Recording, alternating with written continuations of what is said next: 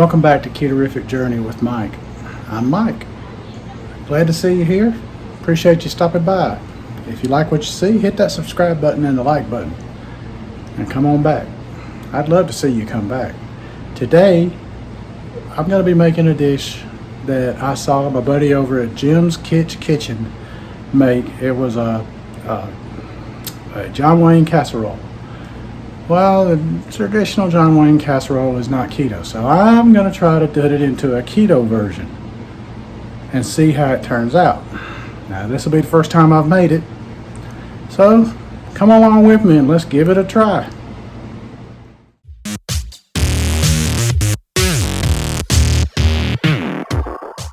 So, I've heated up my pan. I'm going to use a deep thing. He used a skillet, but I'm going to use a deep thing because I got a little more going on with what's going to be cooked in the pot. Ooh, you hear that applause? That means that pan's nice and hot, which is just what I wanted. Well, I've chopped up some peppers and some onions to put into our casserole. Now we're going to see if I can put them in the pot without making them go all over the stove and have to do cleaning before I even go any further. Plus, the deep pot will help with any kind of splash from browning the meat that we're going to brown here in a minute. This is about a half an onion and 4 banana-type peppers that were, as you can see, the red and I call it orange, but some folks call them yellow. But it looks orange to me, so that's what I'm going to go with. Okay, so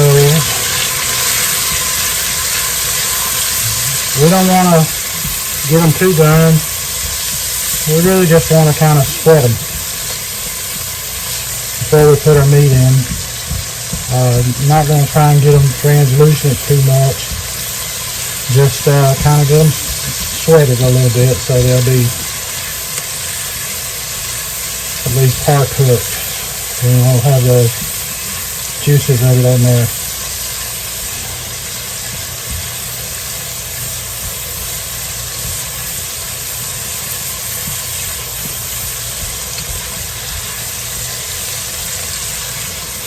Alright. That's looking good there. Alright, so now time to add our meat, and we are using ground turkey. Well, first off, let me add a little garlic. Let me add a little garlic in there too.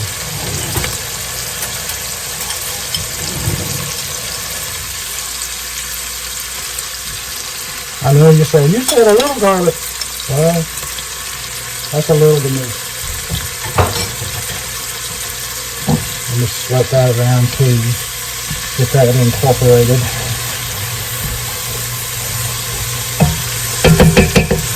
Alright, now here comes the meat.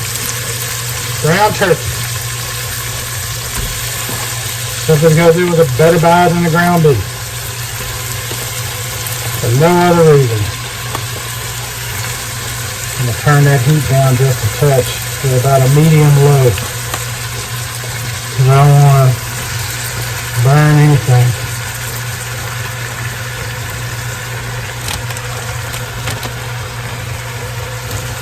And do a quick wash on my hands here.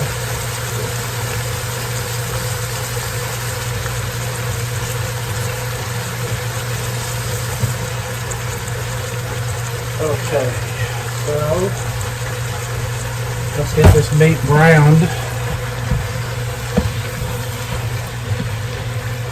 I'll brown it. I'll bring you back when it's browned for you to look at it.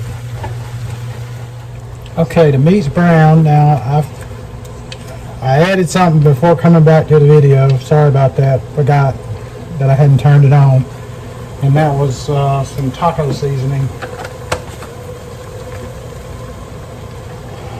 And I put what would be the equivalent of a pouch of taco seasonings that you get. Like whether it be the El Paso or whatever, but it's the equivalent of that.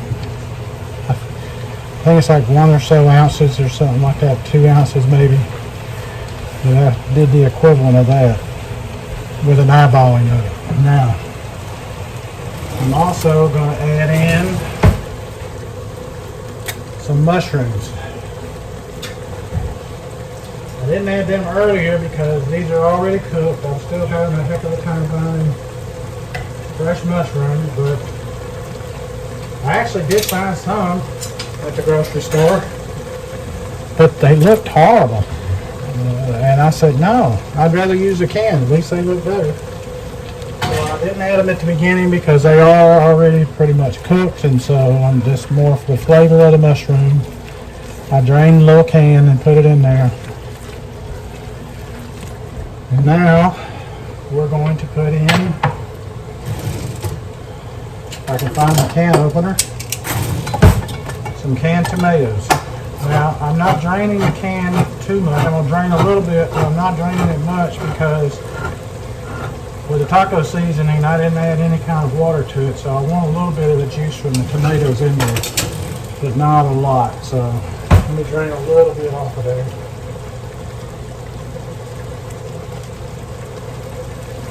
And now let me pour this in. There we go.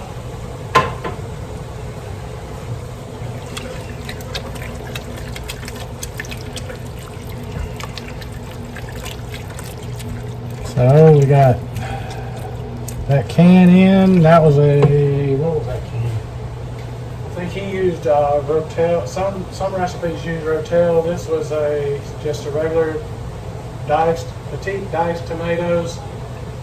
A 28 ounce can of tomatoes.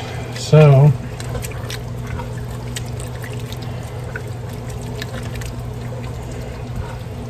some folks use the Rotel. Well, my wife, even the mild Rotel, she doesn't care for it, so that's why I'm not using it. So hope y'all don't mind.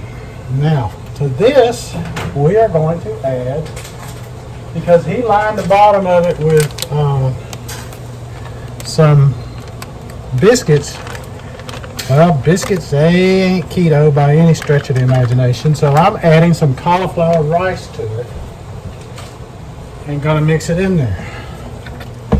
Here is another reason why we're using the high-sided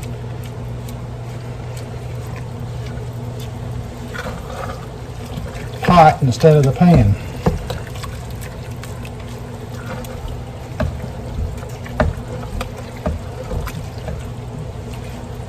And I decided to put it all in there in one pan, and then I'm going to put my topping on top that makes the crust.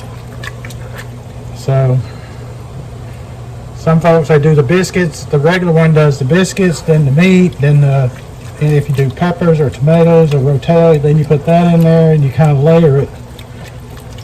Well, I'm putting it all together. For somebody who's a purist of the John Wayne Casserole, I have probably committed a mortal sin. But that's okay. I'm probably committing it anyway because I'm trying to do this without doing it with all the ingredients that they want, because it's keto and I can't do half of them. So, and we're just going to let that cook for a minute and kind of reduce down a little bit so we can put it in our casserole pan. And while we do that, I'm going to let y'all take a break from me and I'll bring you right back. Okay, we're going to make our topping that will become our crust. We've got sour cream.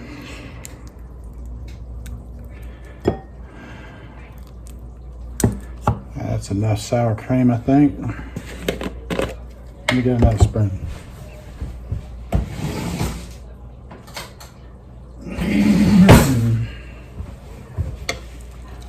We got mayo. Going in. And we're going to put some cheese in it. I may not have a big enough bowl for the amount of cheese I'm putting in, but I'll manage somehow.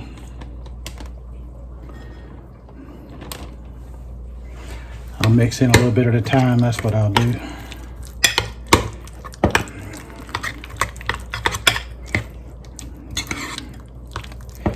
This will just be spread on top of it, and it'll be our topping. It's not the top crust. It's not really a crust, but it'll be a top part of it. It'll spread across the top. The topping.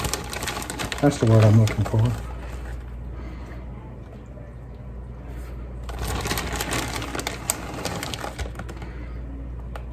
Okay. Mix that in.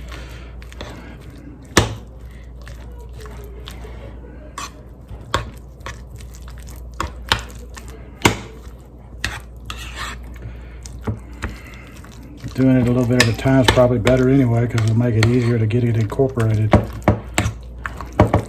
of like when you're doing something in a mixture, do it a little bit at a time, adding it in when you're doing something for a baked dish or similar.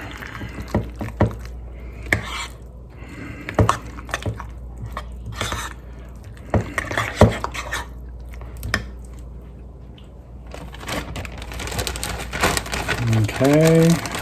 Let's see, one more handful ought to about do it, I think.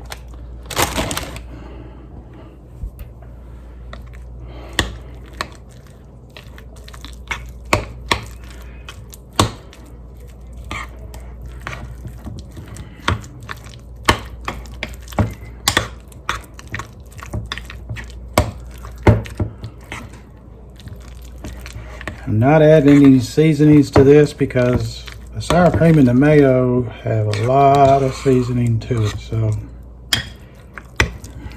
the flavor of it is what I want to shine through, and the cheese, so that's the most important part to me.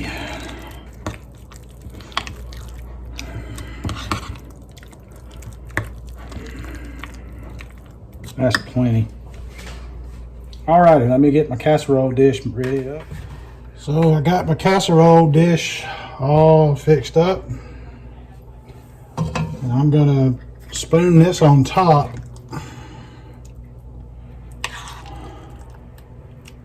You know what? I bet this would make a good dip for a chip or a cracker. I'm gonna spoon it on top, and then I'm gonna kind of spread it around. Now you're saying, Lord, Mike, you made enough to feed a small army. You're right. But this way I get to eat on it multiple meals, and I get to enjoy it more than once. And this is what I call meal prep because of it.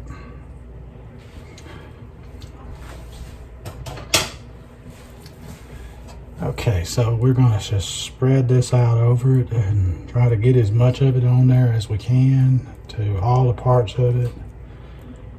It'll spread out, I think, not positive, but I think it'll spread out some while it's cooking.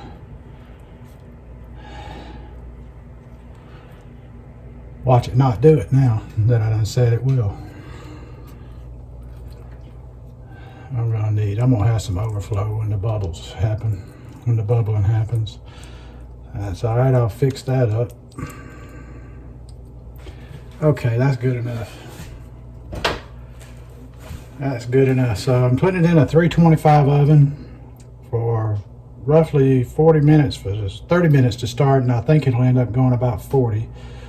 But I'll come back when it's done. So we're back for the taste test.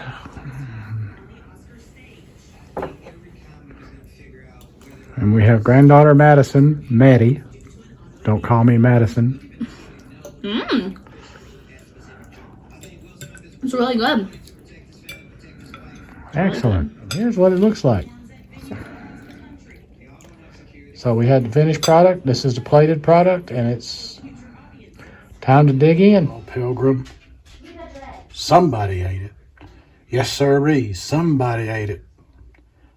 But it wasn't me. It wasn't me. Like hell it wasn't.